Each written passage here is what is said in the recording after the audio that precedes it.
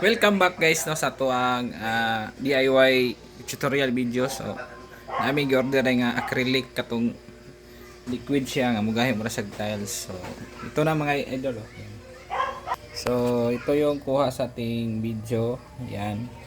Dating tiles yung gamit namin pero sinapawan namin yan ng yung acrylic na liquid. Yan, so makita nating napakakintab at nawala na yung mga groove niya dito yung sa gitna kasi dito na yung pumapasok yung mga sibo, yung mga dumi. So nilagyan na lang namin ng yung liquid na acrylic. So, ang ganda ng resulta guys. Yan,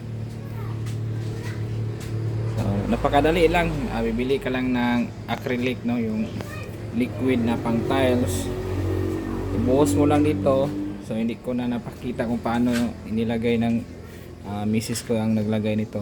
So sa next tutorial gagawa tayo ng video kung paano natin inilagay itong acrylic.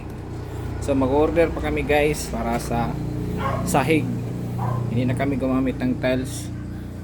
So, napakaganda, napakatibay at saka napakakintab ng kanyang resulta. Oh. So wala ka na makita ditong mga groove yan, yung mga biyak-biyak niya sa tiles dahil na siya, makintab na, smooth na yung niya surface. So ayan guys, ito lang yung may pa na pusa.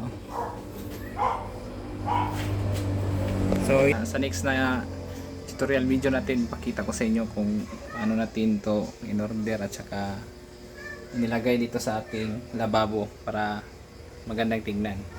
Magandang araw at saka don't forget to subscribe and hit the notification bell para lagi tayong updated sa mga content.